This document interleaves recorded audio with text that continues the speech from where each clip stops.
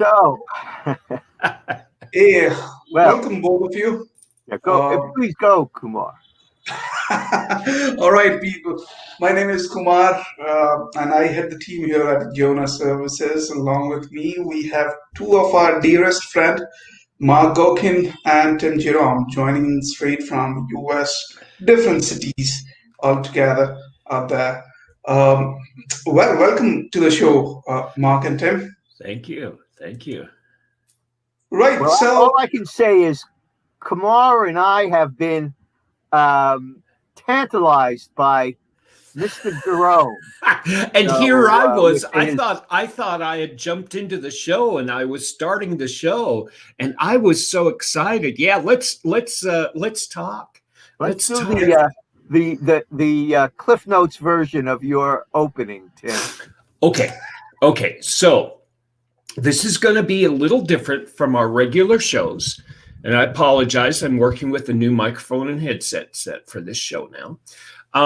And real quickly, my job is to teach project managers how to manage and lead and work within an organization successfully. And I have done an informal survey. I hope to do a formal survey here within the next 3 years to mhm, prove how many people are put into management positions and they don't know how to manage or lead. And I get crisis calls like 2 or 3 times a week, and I can only take 1 to 2 a month where, Tim, I need help. I'm suffering. The world's crazy, the community's crazy, my office is crazy. And Tim, you told me it was supposed to be this way. And what am I supposed to do? And so it's like, first of all, you calm things down and you stabilize and you figure out and sort out. And at the end of the day, I have found out always, always, these people are not crazy. We're not crazy. The world is upside down. The communities are upside down. And the problem is nobody has stepped up. And these poor people have never had someone to actually come to them and say, this is a good way to do it. And here are some very calm, very experienced people who can help you sort this out. And so when I started talking with Mark, you were a bastion of knowledge and experience. And you were doing some remarkable things in your work, and you were finding out some great messages. And at the same time, you were creating a community. And I hope for us to talk about this community a little bit that actually creates not just one Tim, but a group of Tims where we can come together and we have permission and authorization to come together and sort things out. This is brilliant, Mark. I kept on thinking about you and Kumar and what we've been talking about all through our conversation the last 30 days. And I was just thinking, what do we need right now? And this is one of the prime answers. If we can just do this and start communicating permission for people to get together and calmly figure things out and take action, we have done our jobs. right. I would like to get the yang with the yin or the yin with the yang, because Tim, you are passionate. You need to integrate the passion with the calm. And that, Who, me? and Yeah, in fact, and in fact, we know when people are scared, when they're feeling, where do I turn? They're upset, they're angry, they're anxious. We want to harness that energy. I don't want to calm them down immediately. I want them to focus that where do I go to do may have an impact. Really. right. So I want to, you know, uh, really respect that, you know, confirm that yes, you have every reason for to being, upset or angry or concerned. And let's let's figure out where we go from here. Because Right. when people are feeling that, they know I can't do it alone. If I could have done it alone, I would have. So this is that energy that pushes people to reach out and to connect and potentially to meet with others who are in a similar place. And so what Tim can do, maybe what Mark can do, what Kumar can do, is help facilitate that. We call it here the IC2 experience. Develop your individual creativity, your individual talent, and form an interactive community. That's what I've been thinking. And that's what I've been thinking about this conversation. We have so many of you people calling into these shows that we're doing. And a lot of your voices are the same. And we're going to continue this conversation of what we're doing and what our interests are in. Mark, what he's doing, Kumar and his connections, and the connections that I've created. And we're seeing behind the camera the fact that there are some common threads where we can pull together. And at the same time, we're seeing common threads with the public too. And this is where I started this show with Kumar. And the show is not the voice of Tim and Kumar and even Mark together. The show is humanity. And our opportunity is to participate in what's going on right now and take action and do very good. This is what's exciting. So with that in mind, we were talking about some things, and we have an opportunity today, and we can continue our discussion on the knowledge and experience that Mark's pulled together. We have an opportunity to talk about what Mark is doing in pulling people together and helping people understand and band together to pull the same rope at the same time. What would you gentlemen like to talk about? And what does our audience want to hear? This is partly yours too. Right. I mean, people can actually put in their comments what they want to hear. I mean, the chat window is right and open there. However, how about picking up the threads where we left last Perfect. week, pulling back the presentation slides, what Mark has put in there. I think that has actually a lot of value add, where we can take up the piece on piece details. Right. And yeah, sorry, Tim, you wanted to add something. That's right. That's right. And we were over talking about using Zoom in regular meetings, but we were also talking about slide 10, which was talking about a lot of this dynamics of human and dynamics of people in groups, and the understanding of the individual and the ability of the individual to actually within themselves sort of like do this sanity check and figure out what's on the table and where their heads are. Do you want to just pull up the slide and figure out where we were? Right, Mark. Yeah. Do you want to do it, Kumar? You want me to do it? I think I have the slides here. Okay. I have the slides from the 9th. I apologize. Is that, let's see here. Well, yeah, you may have the most recent copy of slides quickly, Mark, if you can. okay, let's see what I have. And to catch up with us, we were talking about active listening and questioning, dealing with uncertainty, and we were looking at inspiring and interactive leadership, team resilience, and collaboration, if that rings a bell. Is that getting close?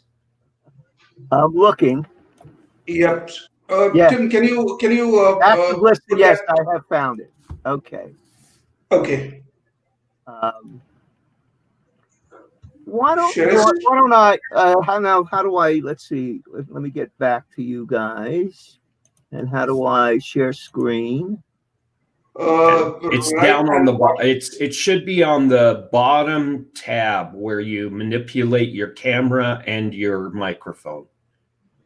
Yeah, I see share screen, but I don't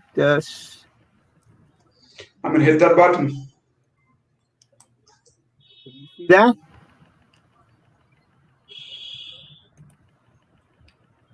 It says share. Yeah, there's another window that says share screen. I It's see a that on the double bottom, click. but I don't, and I'm hitting share, but nothing's happening. Share Ah, your screen. there we Share go. the screen. Oh, okay. Now I see it. Share, Yep. and let's see. Can you see that? Yes, Oh, beautiful, beautiful. okay. You know, I'd like to talk a little bit about the trees. That is, talk about what I've been learning about groups, both from a professional perspective and a personal perspective. That is, groups that I've been leading or facilitating and groups that I've been participating in, especially some of the 12-step groups, support groups. And I think why this is so important is because groups have the opportunity for myself, let's say, to talk about some of my, let's say, relationship issues. Maybe my relationship fantasy issues, whatever it is. I can, if I feel it's an environment where I can, really talk about what's going on inside of me, what's real. I feel people are first trying to understand before they're trying to judge. I think these are people that are grappling with some of the same questions that I have. So I'm not just some, boy, am I a weirdo? A number of people. What did they say? Misery doesn't just like company. They did research. Misery likes miserable company. Yeah. So I'm with people that are grappling with some of the same questions that I'm, and then same existential, doubts that I am grappling with. And at the same point, none of us are robots. We each have a different life path. Even though in the middle of crisis, we doubt ourselves, we have a lot more strengths than we're, tapping into. Sort of what you've been talking about, Tim. And I can listen as well as share. What I like about talking aloud in a group is it helps me really hear what I'm thinking and feeling for the first time. Just running things in my head, like a little hamster on a wheel, I can just perseverate. But talking it out loud, oh, that's what's really going on. And I can get feedback, and I can listen to others who are doing the same kind of, authentic and courageous sharing. So suddenly, instead of feeling isolated, I'm in a community of raw learners, raw risk takers, people that have doubts, but are determined to keep walking that learning and discovery path. And there's a sense of accountability. I don't want to let these folks down. I don't want to be BSing them. So when I talk, I better be sharing my truth and not just telling some pretty story. And when you allow people to keep getting together in this kind of environment, lo and behold, something happens, something almost miraculous. There's a connection. It goes beyond the team. There's a sense of almost family and community. And that's, I think, what you're really getting at, Tim. Right. There are actual neurotransmitters that are fired. We get natural happy juice when we connect with and participate with peers and trusted advisors. It's funny. Now, there's something that I actually teach in my morals and ethics material. And the code of ethics that I aspire to is actually rather stringent. And there's a whole section on respect. And it's funny because the code requires that we respect ourselves first, and then we respect others, and then we respect the materials and goods that are under our care, right? It's funny that this code says we respect ourselves, and yet most of us learn respect when we join these groups, when we find our peers and trusted advisors, and we don't want to let them down. And it's only when we see the power of not letting other people's down that we realize that, hey, I've been letting myself down all this time. I haven't been respecting myself. And through working with people in this manner, Mark, not only do we gain respect for others and the group, but we regain this self-respect. And all of a sudden, we take ownership of our decisions, our authenticity, our integrity, and we're able to take up and be the leaders that we never had. This is where things get really interesting when I've been coaching executives. This is when things really click. All of a sudden, they're not a rudderless ship. They're up on the top part and they're telling the crew, go here, here, here, because this is where we have to be. We have to be there in 6 months. Or a really honest, courageous leader is also knows he or she is vulnerable. Yes. I don't have all the answers. Yes. I need to know when let's say, hey, let's all sit down together and work on this one. And so that leader doesn't have to pretend that he knows it all. I know when I'm working, with especially my group of DC folks, mostly African American, and there are issues that come up. The best thing I can do is help them bring out their life experience and their knowledge with each other, because I don't know it. I haven't walked in that same ground that they have. Right. This is because you are a good human, isn't it? This is because Mark is like me. Yeah. It's Mark. It's because of the experiences you have. It's because, and I'll say this because I've talked to enough leaders who are like this, Kumar, that they've actually danced with hubris. Right. And hubris has a dancing partner that comes along called nemesis, right?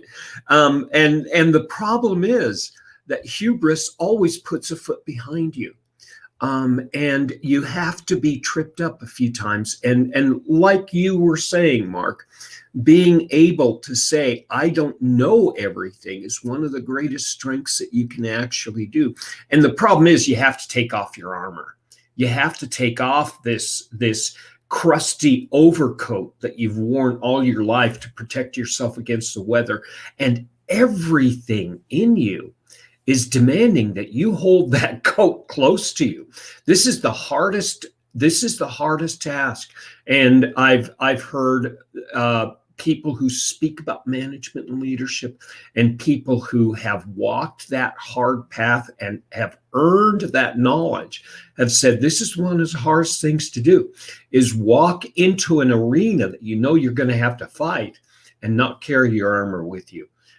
But if you can do that, this is where you connect with people. This is where you can actually be an agent of change. And we can actually start giving other people permission to take their armor off. And to get back to what you're doing, Mark, is you're creating these little communities where it's safe for people to practice this, and where it's safe for people to actually exercise and try these things out so they feel more and more natural. So when they go out into the boardrooms and the conference rooms and the labs and they have these discussions, they say, oh, this is just like I was doing with my friends, except nobody else knows how to do it. Let me demonstrate. This is brilliant. This is where it all starts. We create these little Petri dishes that we can actually use to foster this health, and we can bring it out to the communities. Now, I'm not talking about Mark and Tim and Kumar doing this. I'm talking about all of humanity. This is the path we see. People in small groups being able to break things down and understand them, and with calm minds and respect for others, respect for ourselves, be able to demonstrate to each other and ourselves that this is the way humans work.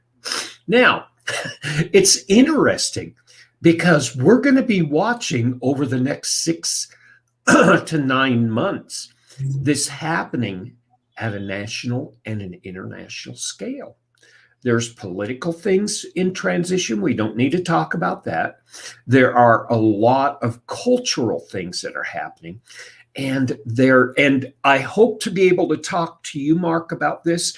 There is a transition that's been happening the last 100 years, the post-industrial change in society. And all of a sudden, the new technological changes that's actually pushing us to change and grow quicker and faster. And we need these Zoom meetings. It's not that they're nice to haves. This isn't something we go and take aspirin with. No, this is something that without this, we're not going to be able to move forward. Yeah, no, I certainly see the groundbreaking nature of, well, look what we're doing. Kumar's in India. You're in New Mexico. I'm in near, Baltimore, DC area. And yet we're talking as if we're in, a living, a boardroom or a living room. And, we're, really sharing on a very intimate level. So this Zoom really provides opportunities, even in my DC group, where people it would be harder for them to get out to, coordinate times, but because it's in a Zoom room, it becomes more accessible, more feasible. Certainly for companies, less expensive to fly people everywhere. And there's no doubt that and this is where some skilled facilitation is going to be important. Someone who really knows how to sort of bring people out, overcome that initial reticence. You see, I think the thing we have to also grapple with is people come into a room with that crusty armor on, and how do you Right. help them take it off? And it doesn't happen, immediately, but it's slow through trial and error, through sharing. Sometimes it can happen fast when a person is in crisis, and I've got to, rip off that armor to run into a building and save somebody. So sometimes events challenge us and compel us to become more vulnerable more quickly. Kumar, you look like you want to say something. Yeah, I've been always telling that the technology has brought in world. I mean, a small place basically. A world is not a big place anymore. Yeah, it's what's funny is it's a bunch of small villages, and we're not hardwired. We are not hardwired to live in complex society. That's not the way our brains work. Our brains are to work at the village level, where I see somebody in crisis, I'm going to run there and help them. That's the way people function. Okay? Where we're living in a huge complex society, we may be isolated by connection upon connection upon connection, and each connection isolates us even further. Now, we're talking about Zoom, right? Could be WebEx, it could be even Google, and Google's free. Of course, it doesn't have all the bells and whistles, but we can actually do this for free, where we can create on the fly these little communities of compassion and care. And we're not just doing it for our employees, we're doing it on the fly for everybody who is in our sphere of influence, no matter how close or how far away it is. Now, Mark, you said something, and I'd like to explore this, and maybe we could explore this in future conversations. So my question to you would be, we do this naturally, right? And I've read and I understand by going through this that there's a component of this that's natural. But you say that there's also a component that we have to learn and we have to work with. What can be learned for us to get more comfortable to participate? What do you have to learn and know before you go in here? And how can you take advantage of this quicker so that people can get to these honest, authentic conversations in these meetings? Well, first we have to recognize not everybody grew up in a family where it felt, safe and secure to speak your mind. Right. As I've talked about it, some of us grew up in families where the mantra was, don't talk, don't trust, don't feel. And then we ask, how many people have always had a boss like Kumar, who's open and understanding? Have you ever had a boss that just, you said the wrong thing, would chop you, bite you, whatever? So we've had experiences where when I spoke my mind, boy, did my mind get, knocked down fast. So what does that person do? That person's, put on some of that armor. Armor isn't only just, I want to go out and fight. Armor is, I want to save my skin and my ego. So it's going to take some role modeling. I've got to be able to, in a group, talk as if, wow, this guy seems to be talking real. He's not just saying platitudes and saying, being, nicey, and, he's talking real. And when someone has challenged him or questioned him, he didn't just blow me off. He didn't put me down. He didn't give me a BS answer. So it's that whole interaction process that begins to perhaps turn a fearful environment into a more trusting environment. And that's, I think, part of the process of starting groups is there has to be a real, let's test this out first. Let's find out, they're talking good, but do they walk their talk? And that's critical. Right. Kumar, any thoughts on that? No, not much. I mean, I see you and Tim have been discussing a long way. Uh, I mean, this is fascinating. I must say, the way the world has shaped up in 2020. I mean, this has paved the path for your future discussions and meetings and whatnot, right? Now, coming back to these slides here, I see your slides has actually moved out of the box. Oh, yeah, here it is. CPRS. And this leads into this conversation of these slides. These are the things that if you want to be a facilitator, I believe, Mark, are the components that actually can help you be this way. Go ahead. Well, first of all, I always look to try to get some clarity. And how do I want to make sure that message sent is being message received. Am I speaking people's language?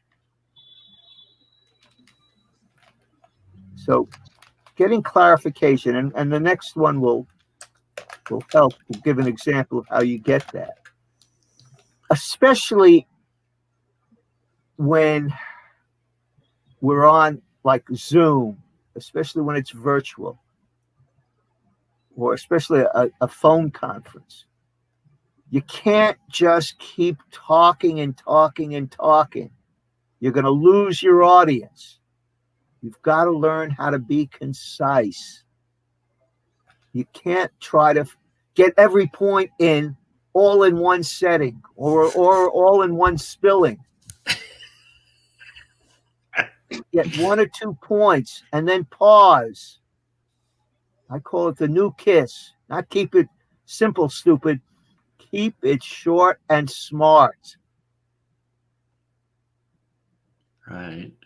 So we need to not be, love to hear ourselves talk. And the other thing is sometimes people will make a point. They don't feel they're getting enough feedback to confirm that the group understood.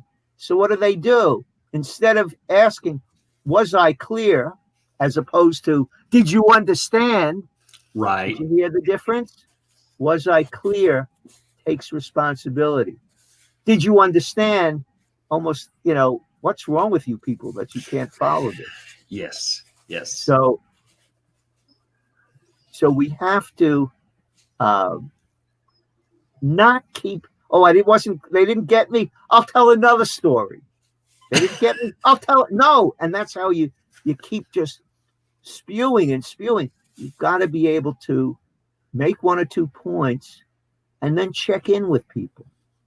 Paraphrase. Ask them, hey, I know I said a lot. Can you put in words what you understood?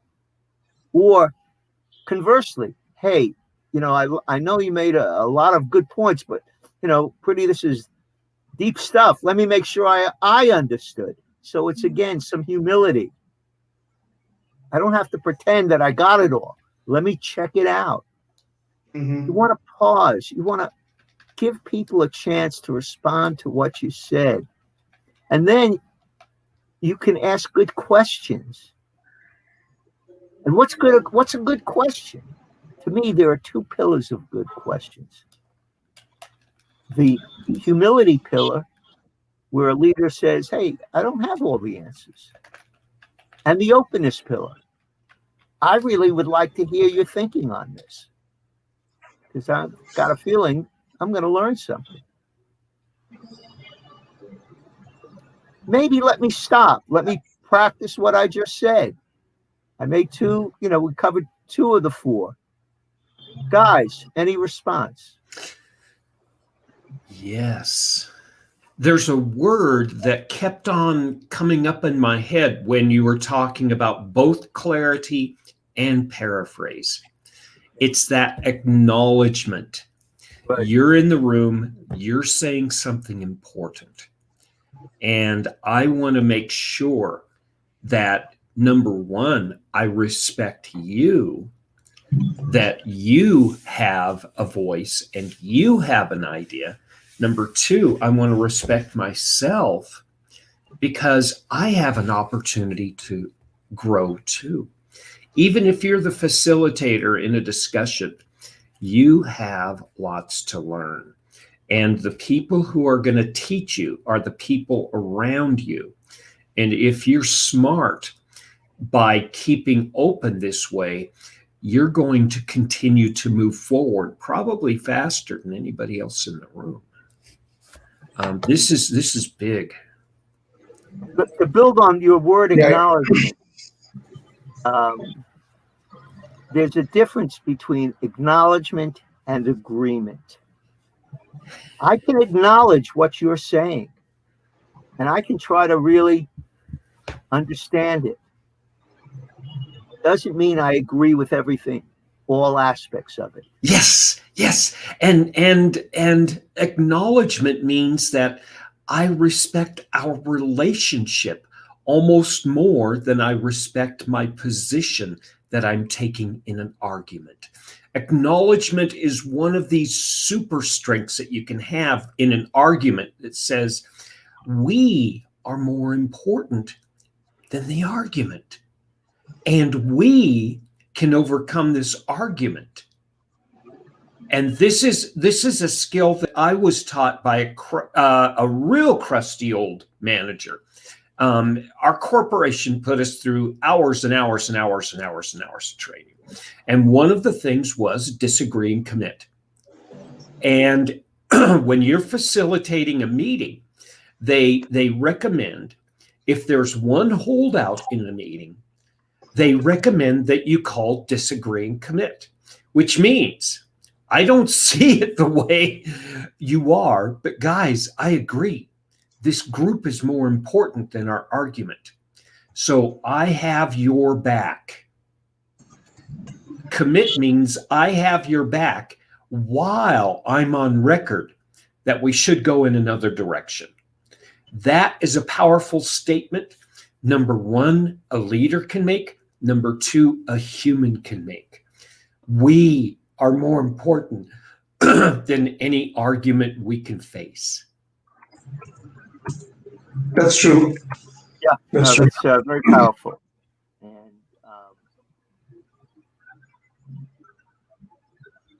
And it also, I think, implicit in that is an understanding that we can also revisit.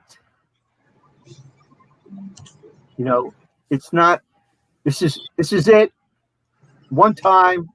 No, events may evolve. And the argument that the group initially thought is, no, we're on track A. They realize, you know what, track C may have some appealing qualities that we didn't appreciate 6 months ago. Yeah, there are actually three answers on the table. There's yes, there's we need clarification, and then not now. Yeah, not now. And a good executive actually understands those are the answers to a decision, because things are, like you said, things change so quickly in a business environment, but in the world itself. And we cannot, it's not that we don't say no. It's that we have to say not now. There are too many good things happening, not just bad things happening. This is exciting. Go on. I'm sorry, Mark. No. Okay. So then let's go reaction and response. And this is where boy, I can fall into this as quickly as anyone.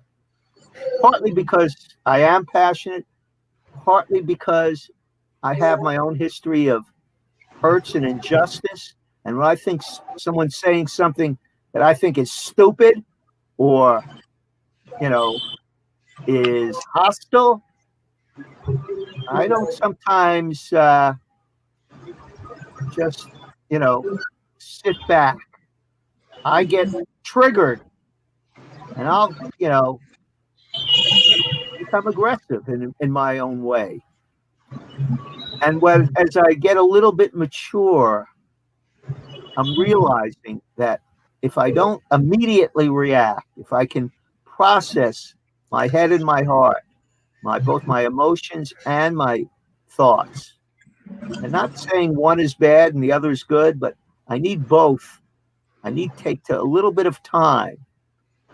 And sometimes my best response is, you know what? I'm getting stirred up, but I don't want to respond right now because I'll probably put my foot in my mouth. So I might put up somebody's butt. Yeah. So let's put this in a business context. Let's say that I'm such a good worker. Somebody put me in charge of other workers, which is good. You want to do that. You want to find somebody in the room who's good, who's the lead and is comfortable with that. And the problem is, if I have not been taught what you're just talking about, I'm going to watch somebody and try to tell them what to do. And I'm going to say sooner or later, just get out of the way, I'll do it for you. And when I immediately say that, number one, I'm denying them the experience of learning how to do things right. Number two, I'm denying myself of the experience of growing and leading people's skills. And I'm not creating a group and a community inside my work environment. And I'm denying my own personal growth. What you're saying, that pumping of the brakes emotionally, Mark, is one of the skills that we don't teach our managers because it's partly taught, but it's partly experienced. You need to be around people who've been doing this for 15 or 20 years. And this is where we do need a network of trusted advisors. Yeah. Okay, role models, a chance even to just talk about it, to acknowledge. I remember in a group, this was a different group, but I was having some real issues with a couple of the, as it turned out, it was a couple of the women, and who were probably reminded me of my brilliant mother, who was often, out of touch with her emotions. So she would, sort of intimidate you with her intellect. But she was also covering up her vulnerability with her intellect. Mm-hmm. And I remember one group where someone said something, boy, did it set me off. But because this person had set me off before, and I've been thinking about it, I'm going to do this differently. I'm going to sit with my feelings until I can get centered. And I'm the facilitator, right? I didn't say anything in that room for 20 minutes. I needed 20 minutes to calm myself down, to get to a point where I could respond, constructively. And boy, that taught me something. One, I don't like doing that. But boy, did I need to do it. Right.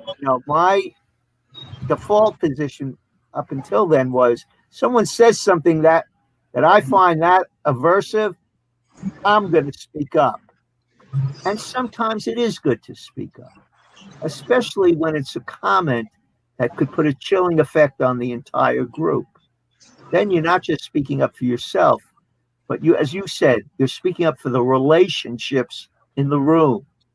You're saying these relationships are really valuable and need to be respected. And so, but I'm also learning that there are times when it's mostly just my issue or my issue with one particular person, that I can sit back and learn something about myself before I return to the arena and start grappling with someone. Right. Yeah, that reaction and response, pumping the brake. I actually look at it, and something I've explored is the emotion, the mind, and the gut, the stomach, which is your moral compass, which is your morals and ethics, and how to actually use those three. Those are the models that we use in debate, and those are the intellectual models we use in leadership and in balancing proper decision making in the boardrooms. This is what you're talking about has been exemplified as great leadership, not good leadership, but good leadership, good statesmanship too. Let me, I just realized there's a continuing sort of saga here, because with that woman that I had to sit on my feelings for, well, eventually we went from, in-person room to a Zoom room. And once again, she, was sort of kind of giving me, pretty hostile feedback. But this time I was able to say, boy, that really felt like a dart. Well, she doesn't like being confronted. And what are you talking about? She and suddenly she got up, left the Zoom room, stormed out, didn't come back. Okay. I didn't comment on it other than, we continued. Later that evening, she sent me an email apologizing. She realized that my using the word dart was justified in response to what she had said. Now, she wasn't willing to talk further about it, because she had to protect her ego, but it made a difference. And she changed her communication substance and style going forward. So there are times when we're going to generate conflict when we speak. If we can speak our truth in a constructive way, it's not always going to be received immediately in a positive way. Challenge that person to really reflect on what happened and to take a little bit more self-responsibility. So I thought that was, quite a learning sort of curve that we both went on. I'm hearing some background noise. Could be from my side, I believe. That's totally all right. And so we started off today, with Tim incredibly engaged with some self-exploration as well as group acknowledgement for what's happening here, and a lot of passion and energy. And we've actually turned this into a very productive session that we've seen and explored. And this is exciting for me. I know we're almost out of time. Well, I was wondering, where do you want to take this? Should I finish just explaining the slide? Please do. Please close out this model, and that would be great. Okay, well, this slide anyway. The tentatively reflect, that I think comes best. Oh, I know you must be feeling this. Boy, I very rarely welcome that kind of feedback.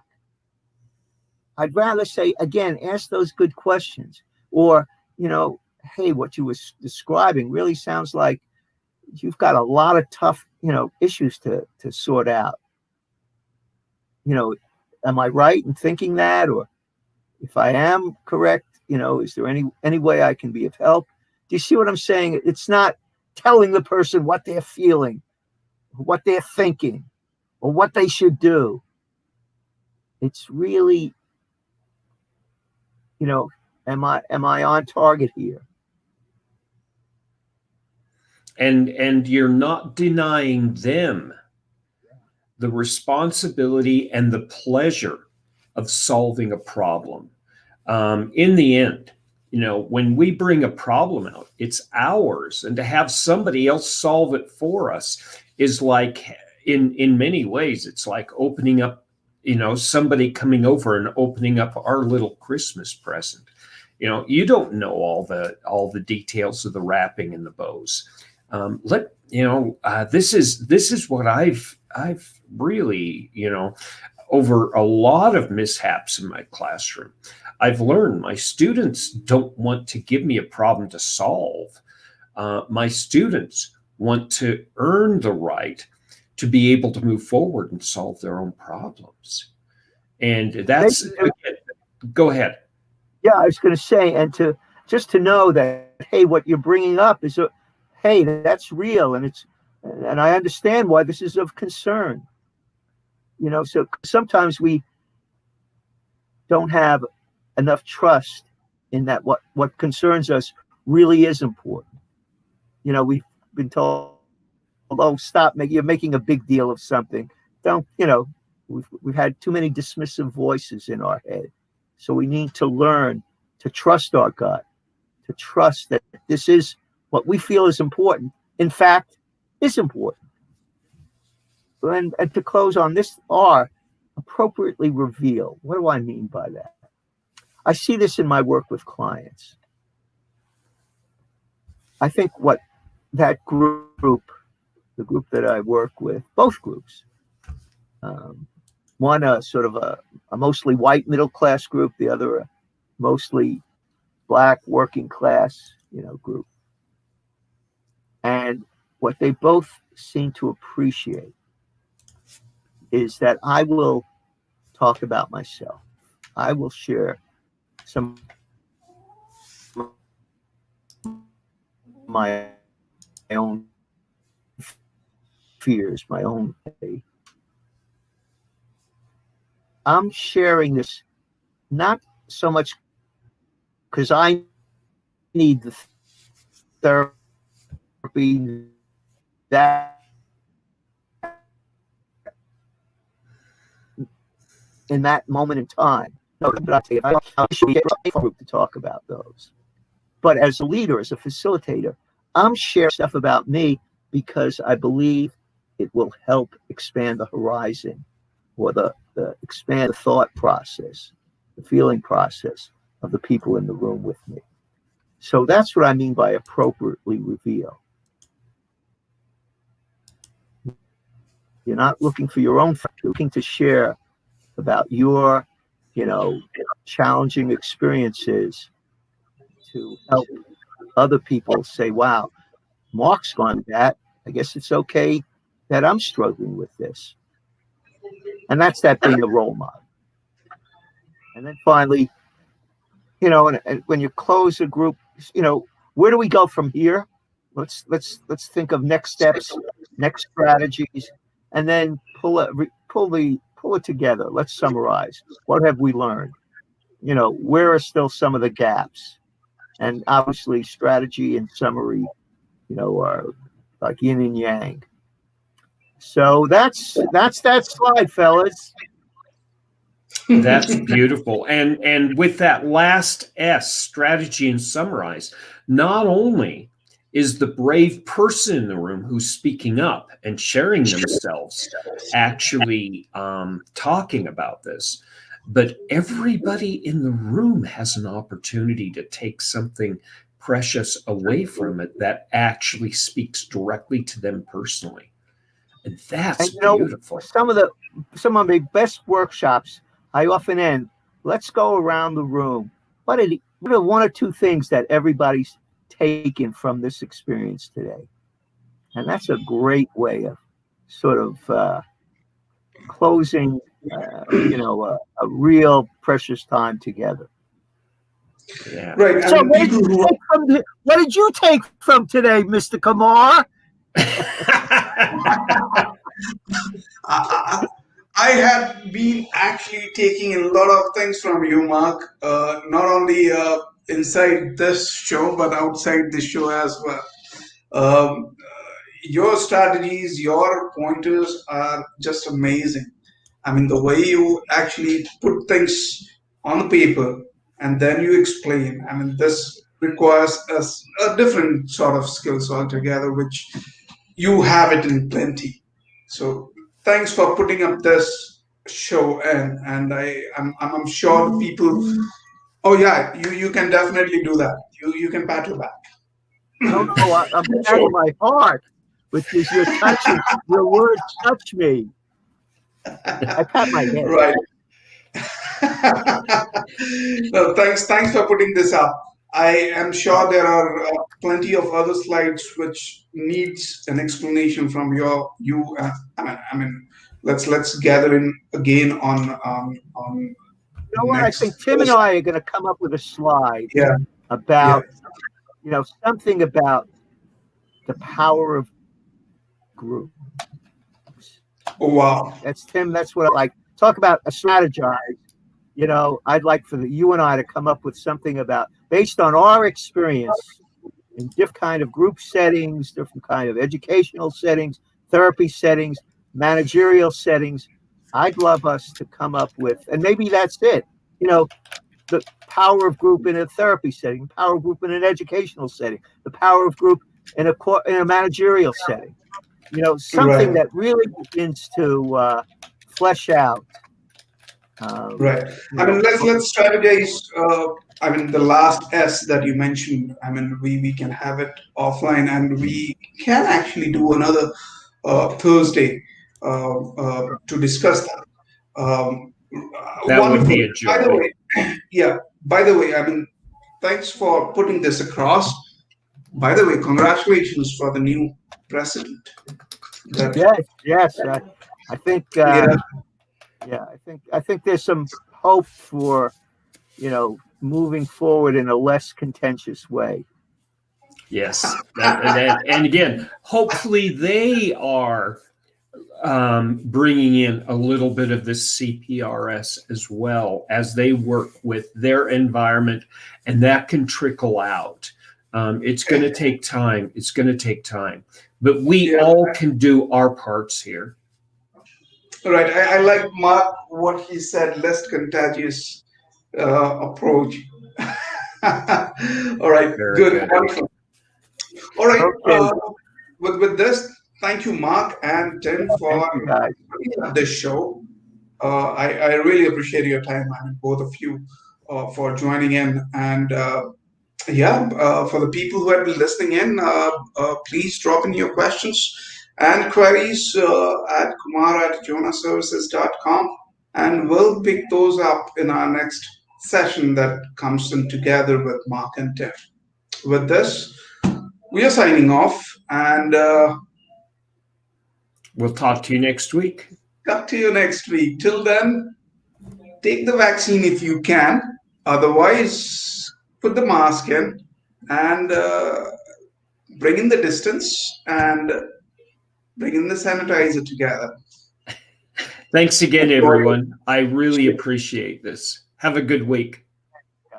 Thank you. Thank you. Bye-bye.